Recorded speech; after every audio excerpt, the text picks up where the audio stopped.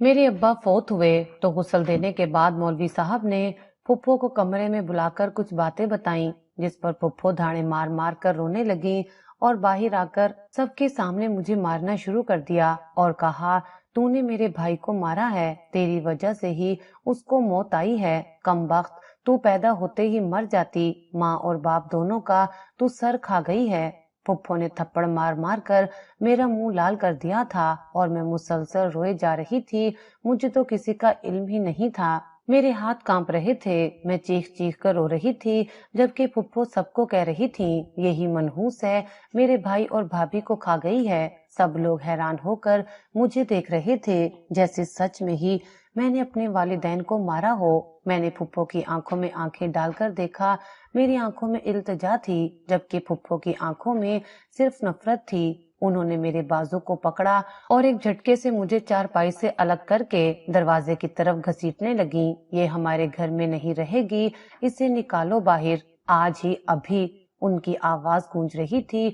मैं कुछ बोल ना सकी, गला खुश्क, दिल डूबा हुआ, जैसे लफ्ज कहीं छुप गए हों। एक लम्हे में ही मैं बेघर बेसहारा और दुनिया की नजरों में एक मुजरिम बन चुकी थी। दरवाजे पर पहुंचकर फुप्पो ने एक जोरदार धक्का दिया और मैं नीचे जमीन पर गिर गई।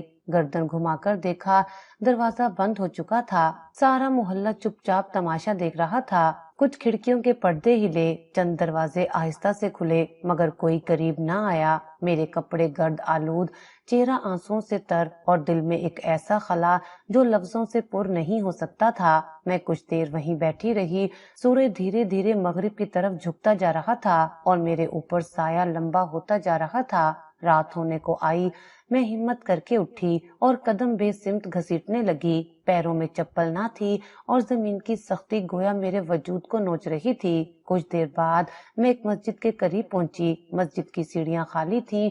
मैं वहीं एक कोने में बैठ गई, अपना सर घुटनों में छुपा लिया और रोती रही। कोई सदा, कोई हमदर्दी, कोई कांधा नहीं था, बस तन्हाई, दर्द और आसमान की खामोशी। कुछ देर बाद एक आवाज ने मेरे वजूद को चौंका दिया, बेटी, तुम यहाँ। मैंने आंखें खोलकर देखा। सफेद दाढ़ी वाला एक बुजुर्ग आदमी हाथ में तस्बीह लिए मेरे सामने खड़ा था। उनकी आंखों में हैरानी थी और लहजे में नरमी। मैं कुछ बोल ना सकी, सिर्फ आंखों से आंसू रवा थे।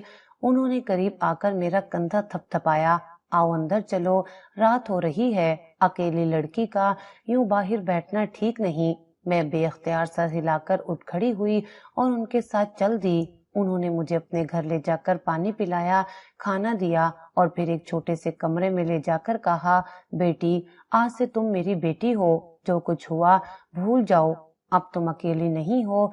ये जुमला सुनते ही मेरे जब्त का बंधन टूट गया। मैं उनके सामने फूट फूट कर रोने लगी। उन्होंने चुप कराने की कोशिश की, लेकिन मेरे अंदर का दुख किसी के कहने से थम नहीं सकता था। कमरे में मौजूद पुरानी चारपाई पर बैठकर मैं दीवार से सर लगाकर रोती रही और उनकी आवाज मेरे कानों में गूंजती रही, मेरी बेटी हो तुम। वो रात गोया बरसों की थकन, दर्द और बेयकीनी की एक अंधेरी चादर थी, मगर उस चादर में एक झलक रोशनी की, एक छोटा सा साया उम्मीद का। मौलवी साहब की सूरत में मेरे सामने खड़ा था। मैंने आंखें बंद करके खुद को इस नए रिश्ते के हवाले कर दिया, ये सोचकर कि शायद अब सब ठीक हो जाएगा। शायद मौलवी साहब के घर में कदम रखते ही एक अजीब सा सुकून महसूस हुआ था, जैसे तूफान के बाद साहिल मिल गया हो। वो घर छोटा सा था, मगर सलीके से सजाया हुआ। दरो दीवार पर मजहबी आयात के फ्रेम लगे। किचन के सामने वाले दरवाजे पर एक छोटा सा पर्दा और आंगन में लगे पौधों से हरियाली झांक रही थी। वो मुझे सीधा एक कमरे में ले गए, जहाँ एक साफ सुथरी चारपाई बिछी थी, साथ एक पुराना सा लकड़ी का संदूक रखा था।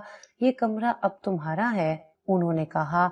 बेटी हो, कोई पर्दा नहीं। जो खाना हम खाएंगे तुम भी वही खाओगी, जो पहनेंगे तुम भी वही पहनोगी। बस कुछ असूल हैं, उनका ख्याल रखना होगा। मैंने गर्दन झुकाकर सर हिला दिया।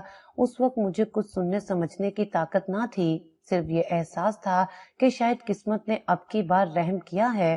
وہ رات میں نے روتے روتے گزاری، مگر جب صبح اذان کی آواز سے آنکھ کھلی تو دل میں ایک عجیب سا عزم تھا۔ مولوی صاحب کی بیوی، جنہیں سب خالہ جان کہتے تھے، انہوں نے مجھے آہستہ آہستہ کام سمجھانا شروع کیا۔ ان کا لہجہ سخت نہ تھا لیکن جذبات سے خالی ضرور تھا، جیسے وہ خود بھی مجھے قبول نہیں کر رہی تھیں، بس مولوی صاحب کی خواہش پر مجبوری میں ساتھ نبھا رہی تھیں۔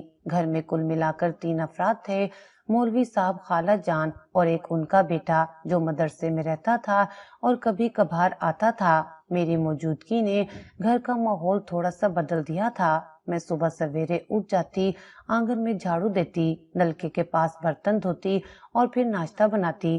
خالہ جان خاموشی سے میری کارکردگی دیکھتی، کبھی کبھی ہلکی سی سرگوشی میں کچھ ہدایت دیتی اور پھر اپنے کمرے میں چلی جاتی۔ مولوی صاحب ہر روز مسجد جاتے، جمعے کو خطبہ دیتے اور شام کو واپس آ کر کرسی پر بیٹھ کر تسبیح پڑھتے رہتے۔ ان کی موجودگی میں گھر میں خاموش وقار چھا جاتا۔ ان کی نگاہیں اکثر میری طرف مہربانی سے اٹھتی اور میں نظریں جھکا لیتی۔ دن گزرتے گئے اور میرے دل میں یہ احساس جڑ پکڑنے لگا کہ شاید واقعے میں اب میں محفوظ ہوں۔ یہ خیال میرے اندر جیسے نرمی کی ایک لہر لے آیا۔ میں نے پوری دل جمائی سے گھر کے کاموں میں خود کو جھونک دیا۔ دوپہر کو سب کے لیے کھانا بنانا، شام کو کپڑے دھونا اور رات کو کچن کی صفائی کے بعد آنگن میں بیٹھ کر کچھ دیر کو آسمان کو تکتے رہنا، یہ سب میری روزمرہ کا حصہ بن چکا تھا۔ خالہ جان کبھی کبھی میرے بالوں میں تیل لگا دیتی یا میرے ہاتھوں میں مہندی لگا کر کہتی، بیٹیوں جیسے ہاتھ ہو گئے ہیں تمہارے بھی۔ ان کے لبوں پر یہ جملہ میرے دل کو عجیب سی راحت دیتا۔ مجھے یقین ہونے لگا تھا کہ میں اب اس گھر کا حصہ بن چکی ہوں۔ ایک دن جب میں آنگن دھو رہی تھی، مولوی صاحب مسجد سے آئے۔ ان کے کپڑے پسینے سے بھیگے ہوئے تھے، چہرے پر تھکن تھی لیکن آنکھوں میں نرمی تھی۔ انہوں نے میری طرف دیکھا اور کہا، بیٹی تم نے گھر تو سنبھال لیا ہے، اللہ تمہیں جزا دے۔ میں نے جھک کر ان کے لیے پانی رکھا۔ وہ بیٹھ کر ٹھنڈی سانس لے کر بولے، کبھی وقت ملا تو تمہیں بھی دینی علم سکھاؤں گا۔ علم عورت کے لیے بھی اتنا ہی ضروری ہے جتنا مرد کے لیے۔ میں نے دھیمی آواز میں کہا، جی سیکھنا چاہوں گی۔ یہ چھوٹے چھوٹے لمحے، پر نرم لہجے مجھے ایک نئی زندگی کا یقین دلاتے۔ میرے اندر کی زخمی روح کو جیسے مرہم ملنے لگا تھا۔ وہ درد جو مجھے میری ماں باپ کی موت، پھپھو کے تانے اور بے گھر ہونے کے احساس سے ملا تھا، اب کچھ دھندلا ہونے لگا تھا۔ اکثر رات کو سوتے ہوئے میں دعا کرتی، یا اللہ شکر ہے تو نے میرے لیے یہ جگہ بنا دی۔ یہاں اگرچہ خون کے رشتے نہیں مگر کم از کم دلوں میں تھوڑی سی جگہ ہے۔ ایک رات خالہ جان میرے پاس آئیں، میرے بالوں پر ہاتھ پھیرتے ہوئے بولی، مولوی صاحب تم سے بہت خوش ہیں، تم واقعی اس گھر کی عزت بن گئی ہو۔ میں نے ان کے ہاتھ پکڑ لیے۔ خالہ جان، مجھے صرف یہ محسوس ہوتا ہے کہ اب میں اکیلی نہیں ہوں۔ ان کی آنکھیں تھوڑی نم ہوئیں مگر وہ خاموشی سے واپس اپنے کمرے میں چلی گئیں۔ میرے لیے یہ وقت ایسا تھا جیسے تاریک رات میں ستارے جھلکنے لگے ہوں۔ ایک امید، ایک چھوٹا سا اعتماد جنم لینے لگا تھا، مگر مجھے کیا معلوم تھا یہ سکون وقتی ہے، اور جو میں سمجھ رہی تھی کہ ایک نئی زندگی ہے، دراصل وہ ایک اور امتحان کا دروازہ تھا، ایک نیا جال جس کی تاریں اتنی باریک تھیں کہ ان کا احساس بھی نہ ہو سکا جب تک وہ مجھے پوری طرح جکڑ نہ لیں۔ دن گزرتے گئے اور میرا دل آہستہ آہستہ اس گھر کو اپنا ماننے لگا۔ خالہ جان کا رویہ نرم پڑ چکا تھا اور مولوی صاحب اکثر میرے کام کی تعریف کیا کرتے تھے، لیکن ایک وقت کے بعد ان کے انداز میں کچھ ایسا بدلاؤ آیا جو ابتدا میں تو میری نظر سے چھپا رہا مگر پھر دل میں چبھنے لگا۔ ان کی نظریں جو پہلے شفقت سے دیکھتی تھیں اب کچھ زیادہ ٹھہرتی تھیں۔ پہلے وہ مجھ سے نظریں چرا کر بات کیا کرتے تھے، اب ان کی آنکھوں میں عجیب سی تپش تھی، جیسے وہ خاموشی سے کچھ مانگ رہے ہوں۔ کبھی وہ میرے قریب سے گزرتے ہوئے بلا وجہ رک جاتے، کوئی کام نہ ہونے کے باوجود آواز دے کر بلاتے، اور جب میں پاس جاتی تو وہ دیر تک میری طرف دیکھتے رہتے۔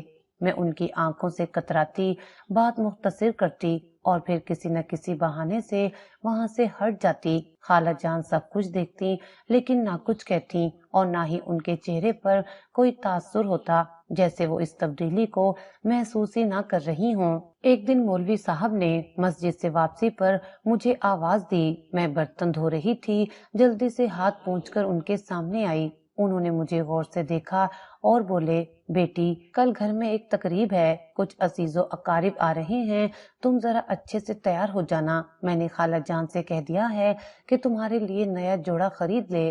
मैंने हैरत से उनकी तरफ देखा।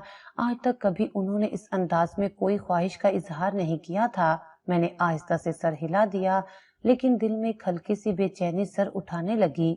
फिर सोचा, शायद वाकई कोई तकरीबी महफिल हो, जैसे अक्सर घरों में होती है, शायद उसी का इंतजाम हो। खालाजान शाम को मेरे कपड़े लेकर आईं, हल्की गुलाबी रंग की शलवार कमीज जिस पर काम निहायत नफीस था। मैंने उसे हाथ में लिया तो कपड़े की नरमी और बारीकी महसूस की। खाला जान ने खामोशी से कहा, कल जल्दी तैयार हो जाना, मौलवी साहब चाहते हैं तुम अच्छी लगो। उनका लहजा स्पॉट था, जैसे वो खुद इस बात से खुश ना हो मगर मुखालफत का इख्तियार भी ना रखती हूँ। अगली सुबह मैं जल्दी उठ गई, गुस्ल किया, बाल सवारे और वो नया जोड़ा पहना जो रात खाला जान ने दिया था। आईने के सामने खड़ी होकर खुद को देखा तो दिल में एक अनजानी सी खिजालत उतर आई। मैंने उस लिबास में खुद को कुछ ज्यादा ही नुमाया पाया, कुछ ऐसा जो पहले कभी महसूस ना हुआ था। जब कमरे से बाहर निकली तो खाला जान मुझे देखकर ठठक गईं और फिर जल्दी से नजरें चुराकर बोली, चलो मेहमान आते ही होंगे। मौलवी साहब ने हाल में बैठने का कहा है।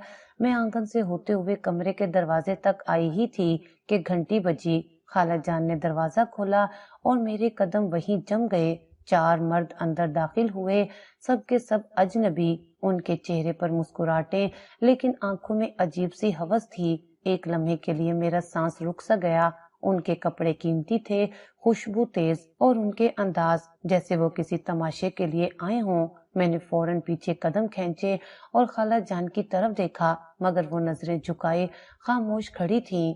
उन मर्दों में से एक ने मुझे सर से पैर तक देखा, फिर मौलवी साहब की तरफ मुड़ा जो अब सामने आकर खड़े हो चुके थे।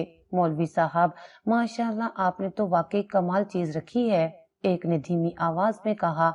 मौलवी साहब मुस्कुराए, जैसे किसी ने उनके इल्म या तकवा की तारीफ की हो। मेरी हालत गैर हो चुकी थी। मैंने पीछे हटकर अंदर दौड़ने की कोशिश की तो मौलवी साहब ने आवाज दी, बेटी जरा आओ, सब तुमसे दुआ करवाना चाहते हैं, ये बहुत खास लोग हैं, तुम्हें इनके साथ नरम दिल से पेश आना है। मेरे कदम जमीन में धंस गए, सांस तेज हो गई और दिल की धड़कन जैसे कानों के पर्दे फाड़ने लगी। उनकी नजरें मेरे वजूद पर जम चुकी थीं और मौलवी साहब का रवैया कुछ ऐसा था जैसे मैं कोई चीज हूँ जिसे आज पेश करना है। मैं एक पल के लिए सब कुछ भूल गई, माँ बाप की महरूमी, मस्जिद की सीढ़ियाँ, खाला जान की खामोशी, सब कुछ। बस वो दरवाजा, वो 4 मर्द और मौलवी साहब की नमकीन मुस्कुराहट याद रह गई। ये पहला दिन था जब मुझे शक हुआ, शायद ये घर वो पनाह गाह नहीं जिसे मैं अपनी निजात समझ बैठी थी। शायद ये महफिल, ये लिबास, ये सब कुछ एक नए तूफान की पहली झलक थी। जब मैं मेहमानों के आने के बाद कमरे में वापस आई तो दिल की धड़कन काबू में नहीं आ रही थी। कमरा मुझे तंग लगने लगा, दीवारें जैसे मेरे ऊपर झुकने लगी थीं। आंखें बंद की तो दरवाजे पर खड़े उन 4 मर्दों के चेहरे जहन में गर्दिश करने लगे। कुछ लम्हों बाद मौलवी साहब ने दरवाजा खटखटाया। उनकी आवाज बदस्तूर नरमी में लिपटी हुई थी, मगर अब मुझे उस नरमी में जहर महसूस हो रहा था। बेटी, बाहर आओ, सब तुम्हारे निकाह के गवाह बने हैं, बड़ी अच्छी जगह रिश्ता तय हुआ है, तुम्हें खुशी होनी चाहिए। मेरे कदम साकित रह गए। मैंने दरवाजे के करीब जाकर आहिस्ता से कहा, मौलवी साहब, निकाह किससे, कब? उनकी आवाज में एक मसनूई इत्मीनान था। सब तय हो चुका है, तुम्हारी किस्मत बदलने वाली है, निकाह के बाद तुम राज करोगी। मैंने दरवाजा नहीं खोला, बस पीछे हटकर पलंग पर बैठ गई। आंखों में नमी थी और जहन में खौफ की लहर। अचानक दरवाजा खुल गया। खाला जान अंदर आई। उनके हाथ में एक दुपट्टा था। वो मेरे करीब आकर बोली, चलो बेटी, मौलवी साहब तुम्हें इज्जत का रास्ता दिखा रहे हैं, जिद ना करो। मैंने उनके चेहरे में वो माँ तलाश करने की कोशिश की जो कभी मेरे अंदर की चीखें सुन सकती थी। مگر وہاں صرف پتھر کی سی بے حسی تھی۔ میرے ہاتھ پکڑ کر انہوں نے دوپٹہ میرے سر پر ڈالا اور مجھے اٹھا کر لے گئیں۔ میں خاموش تھی، جیسے اندر سے ساری آوازیں مر چکی تھیں۔ صحن میں قالین بچھا تھا، کچھ مرد بیٹھے تھے، مولوی صاحب قرآن پاک لیے بیٹھے تھے اور سامنے وہی عمر رسیدہ مرد بیٹھا تھا جس کی آنکھوں میں لالچ اور لبوں پر مسکراہٹ تھی۔ میں نے اس کی طرف ایک نظر دیکھی، وہ شاید 60 کے قریب ہوگا، چہرے پر سفیدی اور آنکھوں میں وہی لپکتی ہوئی ہوس جو مجھے دنوں سے گھیر رہی تھی۔ مولوی صاحب نے نکاح پڑھوانا شروع کیا۔ میں نے انکار کیا، آواز نکالنے کی کوشش کی، مگر حلق خشک، زبان بے جان۔ مولوی صاحب نے میری خاموشی کو رضامندی جانا اور 2 گواہوں کی موجودگی میں نکاح مکمل کر دیا۔ کاغذ پر میرے انگوٹھے کا نشان لیا گیا۔ میں نے ہاتھ کھینچنا چاہا تو خالہ جان نے میرے ہاتھ کو سختی سے پکڑ لیا۔ نکاح کے بعد مجھے اس مرد کے ساتھ گاڑی میں بٹھا دیا گیا۔ مولوی صاحب کے چہرے پر وہی مصنوعی مسکراہٹ تھی، جیسے انہوں نے بہت بڑی خیر کا کام کر لیا ہو۔ میں خاموشی سے گاڑی کی کھڑکی سے باہر دیکھتی رہی۔ شہر کے مناظر دھندلا گئے تھے، آنکھوں میں آنسو، دل میں طوفان اور جسم میں سناٹا۔ گاڑی ایک پرشکوہ کوٹھی کے سامنے رکی۔ باہر 2 مرد کھڑے تھے جنہوں نے دروازہ کھولا۔ میں باہر اتری، وہ مرد میرے ساتھ اندر چلے گئے۔ کوٹھی اندر سے اور بھی زیادہ بڑی اور خوفناک تھی۔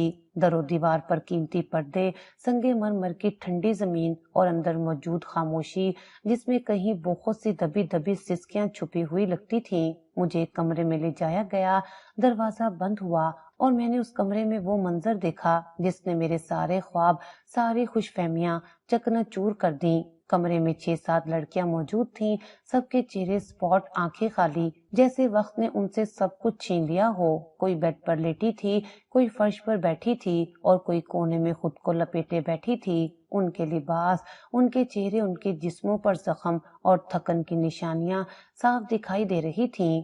میری سانس رک گئی۔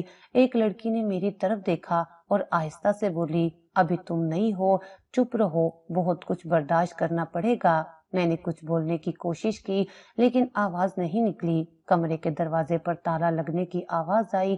میں نے چونک کر پیچھے دیکھا، وہ مرد جا چکے تھے اور میں اس قید میں پہلی رات گزارنے جا رہی تھی۔ یہ وہ لمحہ تھا جب مجھے یقین ہو گیا کہ میرا نکاح ایک مکروہ کھیل تھا۔ وہ مرد، وہ مہمان، وہ کپڑے، مولوی صاحب کی شفقت، سب ایک جال تھے۔ مجھے بیچا گیا تھا، جسم کے بدلے دولت لی گئی تھی۔ جو نکاح کہلایا وہ دراصل سودا تھا۔ میں دیوار سے لگی بیٹھی رہی، آنکھیں بند کیں تو مسجد کی سیڑھیاں یاد آئیں، وہ پہلا دن، وہ نرم آوازیں، اور میرے دل میں ایک سوال چبھنے لگا، کیا ہر چھاؤں کے پیچھے دھوپ چھپی ہوتی ہے؟ کیا ہر باپ کا روپ شیطان ہو سکتا ہے؟ میرے سامنے موجود لڑکیوں کی آنکھوں نے اس سوال کا جواب دے دیا۔ ہاں، پہلی رات جیسے وقت تھم گیا ہو۔ کمرے کی روشنی مدھم تھی لیکن اتنی تھی کہ ہر زاویے، ہر کونے اور ہر چہرے کو بخوبی دیکھا جا سکتا تھا۔ میں دیوار سے لگی ہوئی تھی، آنکھیں مسلسل دروازے پر ٹکی ہوئی تھیں۔ وہ دروازہ جو باہر سے بند تھا، قفل کی ہلکی سی چھنکار ابھی بھی کانوں میں گونج رہی تھی، جیسے قید ہونے کا اعلان ہو۔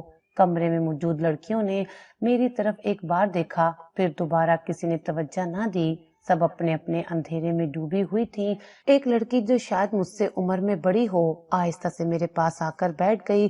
اس کے چہرے پر کئی پرانے نیل تھے، آنکھوں میں تھکن اور لبوں پر زہر سے لپٹی ہوئی ہمدردی۔ چیخنے کا کوئی فائدہ نہیں، وہ بولی، آواز اتنی مدھم کہ جیسے وہ خود اپنی بات پر شرمندہ ہو، جو بھی آتا ہے لے جاتا ہے، تم بھی سیکھ لو ورنہ مار مار کے سکھائیں گے۔ میں نے بے یقینی سے اسے دیکھا۔ میری زبان میں بغاوت تھی، دل میں انکار، لیکن جسم میں لرز۔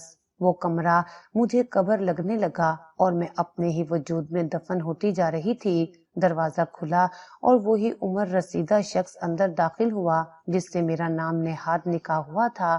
وہ مجھے دیکھتے ہی دروازہ اندر سے بند کر کے میری طرف بڑھا۔ میں پیچھے ہٹی، آنکھوں میں وحشت، سانسیں تیز، لیکن لڑکی نے میرے ہاتھ کو پکڑ کر دبا دیا۔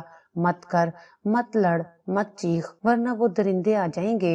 मैंने चीखने की कोशिश की, जुबान खोली, मगर अगले लम्हे एक थप्पड़ ने मेरे चेहरे का जाविया बदल दिया। मैं फर्श पर गिरी और बाकी सब लम्हे बस धुंध बन गए। सिर्फ दर्द था, रोना था और एक चीख जो गले में घुट कर रह गई। रात बीत गई। जब आंख खुली तो जिस्म दर्द से चूर था। कमरे की बाकी लड़कियां बदस्तूर अपने हाल में थीं। किसी के चेहरे पर हैरत ना थी, जैसे मेरी चीखें मामूल का शोर हों। एक लड़की मेरे पास आई, उसके हाथ में एक पुराना तौलिया और पानी का जग था। उठ, साफ हो जा, शाम को फिर कोई आएगा। मैंने उसे देखा, कुछ बोलने की कोशिश की, मगर होंठ सूजे हुए थे और आवाज जैसे हलक से निकलने से इनकारी थी। ये पहला दिन था और ये सिर्फ आगाज था। हर शाम दरवाजा खुलता और कोई नया चेहरा अंदर दाखिल होता। कुछ ने धीरे से बात की, कुछ ने फौरन जबरदस्ती की। कोई ज्यादा उम्र का, कोई नौजवान, कोई शराब में धुत, कोई गुस्से से भरा हुआ। उन सब के लिए हम सिर्फ जिस्म थे, सांस लेते, दर्द सहते, खामोश रहते जिस्म। मेरे अंदर की चीख हर दिन दबती गई। मैं हर रात खुद को खत्म होता देखती। न नींद आती, न भूख लगती, बस एक अजियत थी जो मुसलसल मेरे साथ चिपक गई थी। कोठी के सब हिस्से ऐसे थे जैसे जन्नत की झलक दिखाकर जहन्नुम में फेंक दिया जाए। दीवारों पर महंगे पर्दे, फानूस की नरम रोशनी, कीमती कालीन और उन सब के दरमियान हमारी लाशें जो चलती फिरती थीं, सांस लेती थीं, मगर मर चुकी थीं। कमरे की फिजा में मुसलसल ऐसी बदबू बसी रहती थी जो सिर्फ जुल्म सहने वाले ही महसूस कर सकते थे। खून, पसीना, अधूरी सिसकियां और जबरदस्ती से दबी हुई आहें। कुछ लड़कियां कभी कभार हंसने की कोशिश करती, जैसे खुद को यकीन दिलाने की कोशिश हो कि अभी भी जिंदगी बाकी है, मगर उनकी हंसी में दर्द झलकता था। मुझे यहाँ 1 महीना हो चुका था, जिस्म आदी हो चुका था, मगर रूह रोज मरती थी। हर रात मैं एक नई लाश बनती, हर सुबह उस लाश को दोबारा जीना होता। कई बार दिल चाहा चीखूं, भागूं, दरवाजे तोड़ दूं, मगर कमरे की दीवारें इतनी मजबूत थीं जितना अंदर का खौफ। कभी कभार वही लड़की जो पहले दिन मेरे पास आई थी मुझे थोड़ा थोड़ा सहारा देती, मेरे जख्मों पर पुरानी रुई के कपड़ों से मरहम रखती, पानी देती और कहती, बस जीती रहे, बस सांस लेती रहे, मर गई तो इन्हें खुशी होगी। और मैं सोचती, क्या मैं जिंदा हूँ? क्या ये जीना है? मैं वो कैदी बन चुकी थी जो कैद में रहने के लिए खुद को तोड़ चुकी हो, जिसे उम्मीद से नफरत हो गई थी और आजादी महज एक बेरहम मजाक लगती थी। उस कोठी के दरवाजे, उसके कमरे, उसके आईने सब मुझे ताने देते थे। ये नया कैद खाना था। इस कैद का न कोई जज था, न कोई मुकदमा, न कोई सजा का वक्त, बस एक खामोश कैद थी जिसमें रूहें मरती थीं मगर जुबानें बंद रहती थीं। कोठी में अंधेरा बढ़ता जा रहा था, लेकिन मेरे अंदर का अंधेरा अब उससे कहीं ज्यादा गहरा हो चुका था। दिन ब दिन मैं जैसे मिट्टी में मिलती जा रही थी। मेरी पहचान, मेरी आवाज, मेरी हस्ती सब धुंधला रही थीं। लड़कियां मेरे साथ भी वही सलूक करने लगी थीं जैसे वो खुद अपनी हकीकत से करती थीं। खामोश, खाली नजरों से तकती हुई, जैसे अब किसी से कुछ कहना बेमायनी हो चुका हो। फिर एक दिन ऐसा आया जिसने अंदर के सन्नाटे में भी हलचल पैदा कर दी। सुबह को जब सब लड़कियां अपने अपने बिस्तर पर थीं, एक लड़की जो पिछले 2 हफ्तों से खामोश रहती थी अचानक खिड़की की तरफ बढ़ी और बगैर कुछ कहे उसने नीचे छलांग लगा दी। सब कुछ एक लम्हे में हुआ। चीख की गूंज पूरी कोठी में फैल गई, लेकिन शायद पहली बार किसी ने सच में चीख मारी थी। हम सब भागकर खिड़की तक पहुंचे। नीचे उसका जिस्म बेजान पड़ा था, खून जमीन पर फैला हुआ था और चेहरे पर एक अजीब सा सुकून था, वो सुकून जो यहाँ किसी के चेहरे पर नहीं होता था। मैं साकित खड़ी रही, आंखों में न आंसू था न आवाज, सिर्फ एक जुमला बार बार जहन में गूंजता रहा, जिंदगी अगर ऐसी है तो मौत बेहतर है। वो अक्सर ये कहा करती थी और आज उसने सच कर दिखाया। उस दिन के बाद मैं हर रात अपनी सांसों का हिसाब करने लगी, खुद से सवाल करती कि क्या मैं भी ऐसा ही कर सकती हूँ? क्या मेरी हिम्मत है या मैं बस सड़ती रहूंगी दिन ब दिन घुट घुट कर। फिर एक रात आसमान पर बादल छा गए, बिजली चमकी, बादल गरजे और बारिश जोरों से बरसने लगी। कोठी के दरवाजे बंद थे, सब लड़कियां अपने अपने बिस्तर पर थीं, मगर नींद किसी को नहीं आ रही थी। بارش کی آواز جیسے اندر کے طوفان کو آواز دے رہی ہو۔ میں کھڑکی کے پاس جا کر کھڑی ہو گئی۔ کھڑکی لوہے کی تھی مگر بارش کے باعث اس کے پیچ ڈھیلے ہو چکے تھے۔ میرے دل میں ہلکی سی امید جاگی۔ میں نے آہستہ سے پیچ کھولنا شروع کیے۔ ہاتھ کانپ رہے تھے، دل کی دھڑکن تیز تھی، مگر اندر ایک فیصلہ اٹل ہو چکا تھا۔ اب کچھ بھی ہو، یہاں مزید نہیں رکنا۔ مرنا ہے تو اپنی مرضی سے، نہ کہ کسی درندے کے ہاتھوں۔ کچھ ہی دیر میں کھڑکی تھوڑی سی کھل گئی۔ نیچے اندھیرا تھا، زمین گیلی اور کچی چھت سے تقریباً 10 فٹ کا فاصلہ تھا۔ میں نے کمر پر چادر کس کر باندھی۔ ایک آخری بار پیچھے دیکھا، وہ سب لڑکیاں، وہ کمرہ، وہ بستر جنہوں نے میری روح کو قید کیا تھا۔ پھر میں نے آنکھیں بند کی اور چھلانگ لگا دی۔ زمین سے ٹکر ہوتے ہی ایک تیز درد جسم میں پھیل گیا۔ پاؤں زور سے مڑے اور ہاتھ پر ایک گہرا زخم آ گیا۔ میں درد سے کراہتی ہوئی مٹی میں لت پت پڑی تھی، لیکن آزاد تھی۔ آنکھیں آسمان کی طرف تھیں۔ بارش میرے چہرے پر برس رہی تھی اور پہلی بار وہ پانی مجھے ٹھنڈا لگا، جیسے زندگی کی بچی کچی رمق نے مجھ پر مہربانی کی ہو۔ میں گھسیٹتے گھسیٹتے سڑک تک پہنچی۔ بارش میں کوئی گاڑی رکنے کو تیار نہ تھی۔ لوگ میری حالت دیکھ کر نظریں چرا لیتے۔ پھر ایک نوجوان لڑکا جس کے پاس موٹر سائیکل تھی میری طرف آیا۔ اس نے پہلے مجھے عجیب نظروں سے دیکھا، پھر میرے ہاتھ سے بہتا خون دیکھا تو فوراً اسے سمجھ آ گیا کہ میں کسی صحانیے سے نکلی ہوں۔ اس نے مجھے اپنی جیکٹ سے ڈھانپا اور ہسپتال لے گیا۔ ہسپتال پہنچتے ہی ڈاکٹر نے مجھے ایمرجنسی میں لے لیا۔ زخم صاف کیے گئے، پاؤں پر پلاسٹر چڑھا دیا گیا اور دوائی دی گئی، لیکن میری حالت ایسی تھی جیسے جسم بچ گیا ہو مگر روح اب بھی کہیں کوٹھی کے اندھیرے کمرے میں قید ہو چکی ہو۔ کچھ ہی دیر میں پولیس آ گئی۔ ایس ایچ او نے پہلے ہمدردی کا مظاہرہ کیا مگر اس کی نظروں میں وہی پرانی ہوس تھی جس سے میں بھاگی تھی۔ وہ میری تفصیلات پوچھنے لگا، کہاں سے آئی، کس کے ساتھ تھی، کیسے گری، اور جب میں نے مولوی صاحب کا نام لیا تو اس کے چہرے پر ایک دلچسپی سی جاگ اٹھی۔ اوہ مولوی صاحب، وہ آہستہ سے بولا، اچھے تعلقات ہیں ان سے ہمارے۔ میں نے اس کی آنکھوں میں وہی ناپاک ارادے دیکھ لیے تھے۔ اب مجھے سمجھ آ چکا تھا کہ یہاں بھی مجھے محتاط رہنا ہوگا۔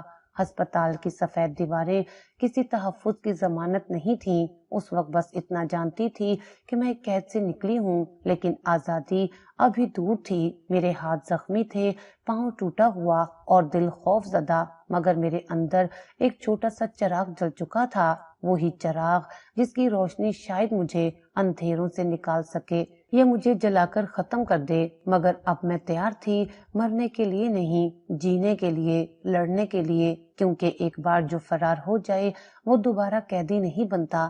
ہسپتال سے سیدھا مجھے تھانے لے جایا گیا۔ وہی پولیس وین، وہی سرد لوہے کی سلاخیں اور وہی طنزیہ کہکے جن میں انسانیت دفن ہو جاتی ہے۔ میں نے سوچا شاید پولیس میری پناہ گاہ بنے گی، شاید یہاں سے مجھے انصاف ملے گا، لیکن جیسے ہی تھانے کے اندر قدم رکھا وہم کی تمام دیواریں گر گئیں۔ ایس ایچ او وہی تھا جس نے ہسپتال میں بھی میرے زخموں پر نظر سے زیادہ بدن پرکھا تھا۔ اب وہ اپنی کرسی پر ٹانگ رکھے بیٹھا تھا، آنکھوں میں وہی پرانی ہوس کی چمک، ہونٹوں پر گھٹیا مسکراہٹ، جیسے کوئی زخمی پرندہ اس کے سامنے پڑا ہو اور وہ اسے نوچنے کا وقت چن رہا ہو۔ نام؟ اس نے پوچھا قلم گھماتے ہوئے۔ میں نے اپنا نام آہستہ سے بتایا۔ والدین نہیں ہیں۔ یہ جواب سن کر وہ کرسی سے تھوڑا سا آگے جھکا۔ کسی اور کا سہارا نہیں؟ اب اس کے چہرے پر کھلتی ہوئی لالچ تھی۔ پھر تو تمہاری حفاظت ہم ہی کریں گے نا؟ میری زبان ساکت ہو گئی۔ میں نے نظریں جھکا لی، اندر سے لرز رہی تھی، لیکن چہرے پر سپاٹ پن طاری رکھنے کی کوشش کی۔ وہ اٹھا، میرے قریب آیا اور میرے چہرے کے قریب آ کر بولا، ڈرنے کی ضرورت نہیں، ہم تمہیں محفوظ رکھیں گے، بس کچھ چیزوں کا خیال رکھنا ہوگا۔ اسی لمحے ایک اور پولیس والا اندر آیا اور ایس ایچ او نے پیچھے ہٹتے ہوئے کہا، لے جاؤ اسے حوالات میں، صبح بات کریں گے۔ حوالات کا وہ سیل تاریک، بدبودار اور سرد تھا۔ دیواروں پر سیلن، زمین پر پھٹا ہوا بستر اور سلاخوں کے پار اندھیرا۔ اندر کئی عورتیں تھیں، کچھ منشیات کے کیس میں، کچھ چوری میں اور کچھ صرف بے نام گناہوں میں۔ سب کا حال ایک جیسا تھا، زخم، تھکن اور خاموشی۔ میں ایک کونے میں بیٹھ گئی، خود کو دیوار سے لگا لیا اور آنکھیں بند کر کے سجدے میں جانے لگی، مگر میرے سجدے سے پہلے ہی ایک بھاری آواز گونجی، اوئے تو ادھر کیا بیٹھی ہے؟ میں نے آنکھیں کھولی تو دیکھا ایک دبنگ عورت میرے سامنے کھڑی تھی، قد کاٹ لمبا، بدن مضبوط، چہرے پر پرانے زخموں کے نشان اور آنکھوں میں چمک جیسے کئی قید خانے توڑائی ہو۔ یہ میرا کونا ہے، نکل ادھر سے، اور ہاں آ جا، پیر دبانے ہیں۔ میں سہمی ہوئی اٹھی، آہستہ آہستہ اس کے پاس گئی اور اس کے اشارے پر نیچے بیٹھ گئی۔ اس نے اپنے پیر آگے کیے اور میں نے دونوں ہاتھوں سے ان پر دباؤ دینا شروع کیا۔ نام کیا ہے تیرا؟ میں نے دبی آواز میں اپنا نام لیا۔ کیس کیا ہے؟ مجھے بیچ دیا گیا تھا، وہاں سے بھاگی تھی۔ وہ ایک لمحے کو خاموش ہو گئی۔ میں نے پیر دباتے دباتے اپنے آنسو ضبط کرنے کی کوشش کی، مگر بہنے لگے۔ میری انگلیاں اس کے پیر پر حرکت کر رہی تھیں اور آنکھیں پانی سے بھری جا رہی تھیں۔ تو وہ ہے جو مولوی کے خلاف بھاگی ہے؟ وہ یکدم چونکی۔ میں نے سر ہلایا، حلق خاموش ہو گیا۔ اس نے آہستہ سے میرے سر پر ہاتھ رکھا۔ تو کمزور لگتی ہے، لیکن شاید تو ہے نہیں۔ یہ دنیا کمزور کو کھا جاتی ہے، پر جو آنکھوں میں آنکھیں ڈالے اسے سلام کرتی ہے۔ میں نے اس کی طرف دیکھا، اس کی آنکھوں میں میرے لیے عجیب سی نرمی تھی، جیسے برسوں بعد کسی نے میری اذیت کو سچ مانا ہو۔ ڈر مت، صبح ہونے سے پہلے تجھے یہاں سے نکالوں گی۔ وہ الفاظ میرے کانوں میں پڑے تو مجھے لگا جیسے برسوں بعد کسی نے میرے لیے دعا کی ہو۔ حوالات کی تاریکی میں وہ عورت میرے لیے ایک شعلہ بن گئی جو میرے اندر کی شکستہ راہ کو جلا رہا تھا۔ میں نے اس رات پہلی بار آنکھیں بند کر کے دعا نہیں، بس شکر ادا کیا، اور اگلی صبح سے پہلے ایک نیا راستہ کھلنے والا تھا۔ رات کی تاریکی حوالات کی دیواروں پر ٹھہری ہوئی تھی اور میرے بدن پر پڑنے والی سردی کی لہر مجھے اندر سے جما چکی تھی، مگر اس دبنگ عورت کی آواز میں کچھ ایسا تھا جو ان جمے لمحوں میں حرارت پیدا کر رہا تھا۔ وہ اب میرے پاس بیٹھی تھی، اپنے بازو میرے گرد لپیٹے، جیسے ایک ماں اپنی سہمی ہوئی بچی کو سینے سے لگا لیتی ہے۔ اس کا لہجہ سختی سے خالی تھا، اس کی انگلیوں کا لمس بھی حیران کن طور پر نرم۔ میں نے تیرا چہرہ دیکھا تو پہچان لیا، اس نے دھیرے سے کہا۔ تو وہ نہیں ہے جو یہ سب سہنے کے لیے بنی ہو، تو شاید بدلہ لینے کے لیے بنی ہے۔ میں نے نظریں جھکا لیں۔ اندر کی ٹوٹی دیواروں میں سے کہیں ایک اینٹ کچھ دیر کو جڑ گئی تھی۔ وہ مجھ سے عورتوں کی طرح نہیں، کسی بڑی بہن کی طرح بات کر رہی تھی۔ اس کے لہجے میں وہی تلخی تھی جو زندگی نے برسوں اس پر تھوپی تھی، لیکن الفاظ میں خالص ہمدردی۔ بتا تیرے ساتھ کیا ہوا؟ میں نے رکے رکے لہجے میں ساری کہانی سنائی، مسجد کی سیڑھیوں سے لے کر مولوی صاحب کی کوٹھی تک، جبری نکاح، قید، جسمانی اذیت اور ہسپتال سے یہاں تک کا ہر لمحہ میں بولتی گئی اور وہ سنتی گئی۔ کبھی درمیان میں کوئی سوال نہ کیا، بس میری ہچکیوں کو اپنی موجودگی سے سہارا دیتی رہی۔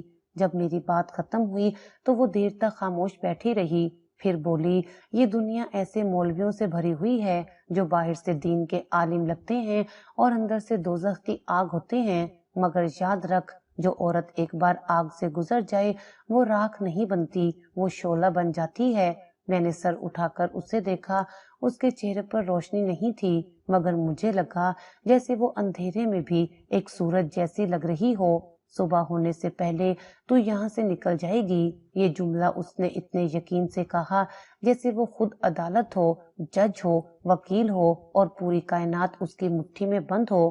میں نے کچھ نہ کہا، بس اس کے کندھے پر سر رکھ کر آنکھیں بند کر لیں۔ رات آہستہ آہستہ گزری، قید خانے کے باہر قدموں کی آہٹیں چلتی رہیں، قیدیوں کی سسکیاں سنائی دیتی رہیں، مگر دل میں ایک عجیب سا ٹھہراؤ آ گیا تھا، ایک سکون، جیسے طوفان کے بعد کی خاموشی۔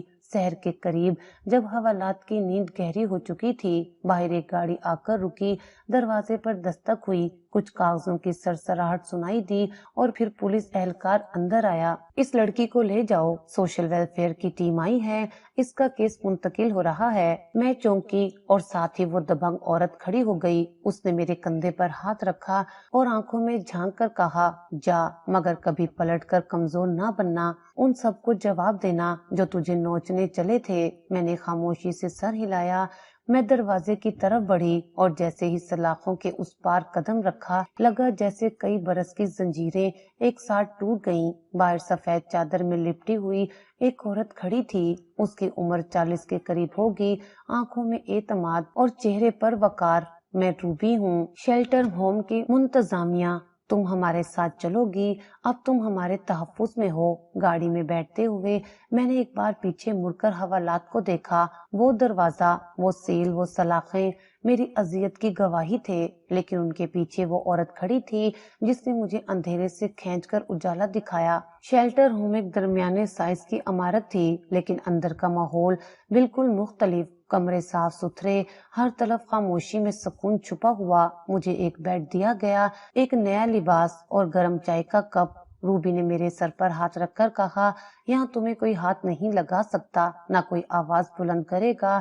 تم چاہو تو تعلیم حاصل کرو، چاہو تو کام سیکھو، چاہو تو صرف آرام کرو، فیصلہ اب تمہارا ہے۔ میں نے چائے کا کپ تھام کر پہلی بار محسوس کیا کہ میرے ہاتھ کانپ نہیں رہے۔ رات گئے میں کھڑکی کے پاس جا بیٹھی۔ باہر چاندنی چھن چھن کر فرش پر گر رہی تھی اور میں سوچ رہی تھی شاید میرے اندھیرے میں بھی اب روشنی کی ایک لکیر پڑ چکی ہے۔ یہ نئی امید تھی، نہ بہت بڑی نہ مکمل، لیکن اتنی ضرور کہ سانس بحال ہو جائے۔ میں نے آسمان کی طرف دیکھا اور ایک لمبی سانس لی۔ اب مجھے رکنا نہیں تھا، اب مجھے جینا سیکھنا تھا، لیکن اس بار اپنی شرائط پر۔ شیلٹر ہوم کی زندگی حوالات کوٹھی اور ان درندوں سے بالکل مختلف تھی جنہوں نے میری زندگی کو نوچ کھایا تھا۔ یہاں ہر سانس میں کچھ نیا تھا، جیسے کوئی باریک سا ریشہ ہو جو زخموں پر رینگ کر انہیں جوڑنے کی کوشش کرتا ہو۔ صبح کی روشنی جب کھڑکی سے کمرے میں اترتی تو وہ کسی اذیت کی نہیں بلکہ امید کی روشنی لگتی۔ روبی جو وہاں کی انتظامیہ تھی، ماں جیسی نہیں تھی، لیکن اس کا لہجہ ماں کی کمی کو کچھ لمحے کے لیے بھلا دیتا تھا۔ اس کے الفاظ سیدھے دل میں اترتے، یہاں جو آئی ہیں سب ٹوٹی ہوئی تھیں، لیکن ہم نے انہیں دوبارہ جڑنے کا موقع دیا ہے۔ تم بھی چاہو تو جڑ سکتی ہو۔ شروع میں قدم ڈگمگاتے رہے۔ اندر ایک کمزور سی لڑکی اب بھی کانپتی تھی، چھوٹی چھوٹی آوازوں سے چونک جاتی۔ خواب میں پھر وہی سلاخیں، وہی قید، وہی ہاتھ، لیکن آہستہ آہستہ ان سب پر ایک نیا پردہ چڑھنے لگا۔ یہاں کی لڑکیاں آپس میں بات کرتی تھیں، اپنے زخم بانٹتی تھیں اور پھر انہیں سمیٹ کر مستقبل کی بات کرتی تھیں۔ میں خاموشی سے انہیں دیکھتی، سنتی اور پھر خود کو ان میں شامل کرنے لگی۔ روبی نے مجھے پہلے دن ہی ایک سادہ سا لباس دیا، کچھ کتابیں اور ایک خالی کاپی۔ پڑھائی کرو گی؟ اس نے پوچھا تھا۔ میں نے ہاں میں سر ہلا دیا تھا، جیسے زندگی کو پہلی بار اپنی مرضی سے چنا ہو۔ پڑھائی شروع کرنا آسان نہ تھا۔ برسوں بعد قلم پکڑا تو ہاتھ لرز گیا، لیکن جیسے جیسے الفاظ کاغذ پر اترتے گئے تھے مجھے لگا میں خود کو دوبارہ دریافت کر رہی ہوں۔ ہر صفحے پر لکھا گیا ایک لفظ میری نئی پہچان کا اعلان تھا۔ دن میں سلائی سیکھتی، رات کو مطالعہ کرتی۔ شیلٹر ہوم کی عورتیں ہمیں باورچی خانے کا کام بھی سکھاتی، صفائی ستھرائی، ماحولیاتی حساب کتاب اور سب سے اہم خود پر بھروسہ۔ میں روز آئینے کے سامنے کھڑی ہوتی اور اپنے آپ کو دیکھتی۔ وہ لڑکی جس کی آنکھیں کبھی خوف سے نم رہتی تھیں اب ان میں چمک آ رہی تھی۔ وہ لفظ جو سسکیوں میں ہلتے تھے اب الفاظ کی شدت سے لرزنے لگے تھے، مگر اس سب کے پیچھے کہیں بہت گہرائی میں ایک چیز پل رہی تھی، انتقام۔ وہ مولوی جس نے باپ کا روپ لے کر مجھے بیچا، وہ مرد جس نے نکاح کے نام پر میرا سودا کیا، وہ پولیس والا جس نے میرے زخموں پر دست درازی کی نیت سے ہاتھ بڑھایا، سب کے سب میرے ذہن میں زندہ تھے۔ ان کی شکلیں میرے خوابوں میں آتی تھیں اور ہر بار میں ان سے بچ نہیں پاتی تھی، لڑ نہیں پاتی تھی۔ اب میں خود کو بچانے کے قابل بن رہی تھی، لیکن صرف بچنا کافی نہیں تھا، مجھے جواب دینا تھا، اپنی چیخوں کو عدالت کے روبرو لفظوں میں بدلنا تھا۔ میں نے اپنے عزم کی بنیاد اسی دن رکھی جب شیلٹر ہوم میں روبی نے کہا، جب تم تیار ہو جاؤ گی ہم تمہیں وکیل سے ملوائیں گے اور تم اپنی لڑائی خود لڑو گی۔ یہ جملہ میرے لیے وہ مشعل تھا جو اندھیروں میں راستہ دکھانے لگی۔ میں نے دن رات پڑھا، قانون کی کتابیں، مقدموں کی مثالیں، گواہوں کی اہمیت، عورتوں پر تشدد کے خلاف دفعات، ہر چیز کو جذب کر لیا۔ مجھے خود کو وکیل بنانا تھا، ان درندوں کو قانون کی زبان میں للکارنا تھا शेल्टर होम में जब दूसरे लोग टीवी देखते या खेलते, मैं मुताले में गर्क रहती। कभी कभी आसमान की तरफ देखती, माँ बाप को याद करती और कहती, मैं अब वो नहीं रही जो मस्जिद की सीढ़ियों पर बैठी थी। मैं अब तुम्हारी बेटी हूँ जो अपने आप को इंसाफ दिलवाएगी। रूबी ने मेरी दरखास्त पर वकील के दाखिला फॉर्म भरवाया। इंटरव्यू के दिन जब मैं उनके साथ कॉलेज पहुंची तो दरवाजे के उस पार मेरे लिए एक नई दुनिया खुली। लोग, लाइब्रेरी, क्लासरूम्स, असातिज़ा, सब कुछ एक ख्वाब जैसा लगा। लेकिन मैंने खुद को संभाला और दिल में खुद से वादा किया कि मैं यहाँ सिर्फ दाखिल होने नहीं आई, मैं यहाँ से जीत कर निकलूंगी। और उस दिन जब मुझे कॉलेज से दाखिले की मंजूरी का खत मिला, मैं रात भर सजदे में रोती रही। मेरे आंसू शुक्र के थे, सितम के नहीं। अब हर दिन मेरे लिए एक मश्क था, हर लफ्ज एक हथियार, हर सीखा हुआ असूल एक जख्म का मरहम। और मेरे अंदर वो लड़की जो कभी खामोशी से बर्दाश्त करती थी, अब बोलना सीख चुकी थी। उसकी आवाज कांपती नहीं थी बल्कि गूंजती थी। मैं जानती थी सफर लंबा है, दुश्मन ताकतवर है और दुनिया जालिम है, मगर मैंने खुद से ऐद किया था, मैं मजलूम नहीं कहलाऊंगी। अब मेरा नाम वो होगा जो जालिमों के चेहरे से निकाब खींच लेगा। लेकिन इस बार हाथ में किताब के साथ इंसाफ का तराजू भी था और मेरी निगाहें सिर्फ आगे देख रही थीं। वकील का लिबास पहनते ही आंखों से आंसू बह निकले, मगर ये कमजोरी नहीं, फतह का ऐलान था। सफेद कॉलर और स्याह कोट मेरे जख्मों की पहली दलील बने। अदालत की तरफ उठने वाला हर कदम सिर्फ मुकदमा नहीं, मेरी कहानी को जबान देने जा रहा था। बरसों की मेहनत, हर सबूत, हर गवाही मेरे सच की गूंज थी। अब दिल में डर नहीं था, बस एक अज़म था, उन चेहरों को बेनकाब करना जो तहफ्फुज़ के पर्दे में जुल्म करते रहे। ये वो दिन था जिसकी तैयारी बरसों से कर रही थी। मेरे फाइल का हर सफा, हर सबूत मेरी चीखों का तर्जुमान था। दिल में अब खौफ नहीं, सिर्फ अज़म था, उन चेहरों को बेनकाब करना जो दीन और तहफ्फुज़ के नाम पर जुल्म करते रहे। पहला मुकदमा मौलवी साहब और उसके साथियों और पुलिस के उस एसएचओ के खिलाफ था जिन्होंने मुझे और कई लड़कियों को जहन्नुम में धकेला। अदालत के बाहर रश था, रूबी मेरे साथ थी, आंखों में फख्र लिए। जैसे ही मैं कमरा अदालत में दाखिल हुई, दिल की धड़कन तेज हो गई। जज अपनी कुर्सी पर था, माहौल संजीदा। मुल्जिमान को पेश किया गया तो मौलवी साहब की आंखों में खौफ और शर्मिंदगी साफ झलक रही थी। वो नजरें झुका चुका था और मैं सर बुलंद होकर खड़ी थी। अदालत में कार्रवाई शुरू हुई। वकील ने दलाइल दिए, सबूत, बयानात और रिपोर्ट्स सब मेरी सच्चाई की तायीद कर रहे थे। जब मुझे गवाही के लिए बुलाया गया, कमरे में खामोशी छा गई। मैं गवाही के स्टैंड पर खड़ी हुई और बुलंद आवाज में बोली, मैं वो लड़की हूँ जिसे फुप्पो ने मनहूस करार दिया, मगर आज अपनी सच्चाई के साथ खड़ी हूँ। ये वही मौलवी है जिसने बाप बनकर मेरे जिस्म का सौदा किया। ये वही वर्दी वाला है जो मुहाफिज नहीं शिकारी था। मेरी आवाज अदालत में गूंजी और मौलवी साहब का चेहरा सफेद पड़ गया। मेरी गवाही के बाद मजीद 3 लड़कियां पेश हुईं। सबने वही दर्दनाक हकीकत बयान की। हर गवाही मेरे सच को और मजबूत करती गई। अदालत के चेहरे पर कानून का निकाब था, लेकिन उस दिन मैंने महसूस किया कि नकाब के पीछे इंसाफ की आंख जाग रही है। जब जज ने समाअत मुकम्मल की और अगली तारीख पर फैसला महफूज रखा तो मैंने अपने दिल में एक अजीब सा सुकून पाया, जैसे मेरे लफ्जों ने मेरी खामोशी को दफना दिया हो, जैसे मैं दोबारा पैदा हुई हूँ। इस बार कमजोर नहीं, एक दलील, एक आवाज, एक इनकिलाब। कमरे अदालत से बाहर निकली तो सहाफियों ने सवालों की बारिश कर दी। मैंने सिर्फ इतना कहा, मैं उन सब लड़कियों की नुमाइंदा हूँ जिन्हें जमाने ने खामोशी सिखाई, मगर हम बोलेंगे क्योंकि हम खामोश रहकर मर चुकी थीं। अब जीने का वक्त है इंसाफ के साथ। और फिर मैं चल दी अपनी अगली जंग की तरफ, क्योंकि बदला सिर्फ पहला कदम था। अब जंग शुरू हुई थी। अदालत के बाहर हजूम जमा था, कैमरे, माइक, सहाफी और चुपते सवालात की बौछार। मगर आज मेरे चेहरे पर कोई थकन, कोई खौफ, कोई लर्जिश नहीं थी। आज मेरी आंखों में सुकून था, ठहरा हुआ सा गरूर और वो एतमाद जो बरसों की अजियत सहने के बाद जन्म लेता है। अंदर कमरे अदालत में फैसला सुनाया जाने वाला था और मैं खामोशी से अपनी कुर्सी पर बैठी थी, मुकम्मल यकीन के साथ। जज ने कमरे अदालत में दाखिल होते ही मुख्तसर सी रस्मी कार्रवाई की और फिर सबकी नजरें उस पर जम गईं।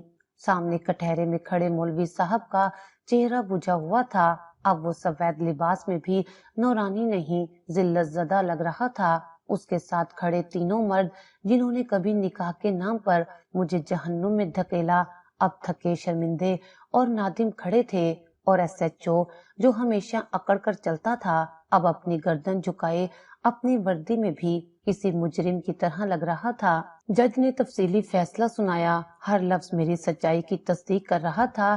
لڑکیوں کے بیانات، میڈیکل رپورٹس اور شیلٹر ہوم کی گواہی نے میری آواز کو طاقت دی۔ عدالت ملزمان کو انسانی اسمگلنگ، جبری نکاح اور جنسی استحصال کا مجرم قرار دیتی ہے۔ مولوی احمد دین اور اس کے ساتھیوں کو 25، 20 اور 15 سال قید بامشقت، جبکہ ملوث پولیس آفیسر کو نوکری سے برخاست کر کے 10 سال قید کی سزا سنائی گئی۔ میرے لیے وہ لمحہ مکمل انصاف کا تھا جہاں میری خاموشی نے برسوں کے زخموں کو زبان دی۔ جب فیصلہ مکمل ہوا تو کمرے میں موجود بہت سے لوگ تالی بجانے کو تیار بیٹھے تھے، مگر قانون کا تقدس انہیں روکے ہوئے تھا۔ میں اپنی کرسی سے اٹھی، سیدھی ہو کر کھڑی ہوئی اور مولوی صاحب کی طرف دیکھا۔ وہ نگاہیں ملانے کے قابل نہیں رہا تھا، اس کی آنکھوں میں اب وہ نور نہیں، صرف اندھیرے تھے، وہی اندھیرے جن میں اس نے مجھے دھکیلا تھا۔ میں عدالت سے نکلی تو روبی نے کندھے پر ہاتھ رکھا، آنکھوں میں نمی تھی۔ تو نے سب کے حصے کا انصاف لے لیا۔ میری آواز میں اعتماد تھا، یہ آغاز ہے، میں رکنے والی نہیں۔ اب میں وہ لڑکی نہیں تھی جسے منحوس کہہ کر دھتکارا گیا تھا، میں وہ عورت تھی جو اپنی کمزوری کو طاقت میں بدل چکی تھی، سچ کو زبان دی، انصاف کا دروازہ خود کھٹکھٹایا اور مثال بن گئی۔ برسوں بعد سڑک کنارے وہی پھپھو بھیک مانگتی نظر آئی جس نے مجھے بے سہارا کیا تھا۔ گاڑی رکوائی، وہ مجھے دیکھ کر سہم گئی۔ بیٹی کچھ دے دے، آواز میں لرزش تھی۔ میں نے پرس سے چند نوٹ نکال کر اس کے ہاتھ میں رکھے، کچھ نہ کہا، کوئی تانا نہ دیا، صرف خاموشی سے آگے بڑھ گئی۔ یہی میرا بدلہ تھا، خاموش مگر مکمل۔ اصل فتح عدالت سے نہیں، دل کے سکون سے ملتی ہے، اور آج میں جیت چکی تھی۔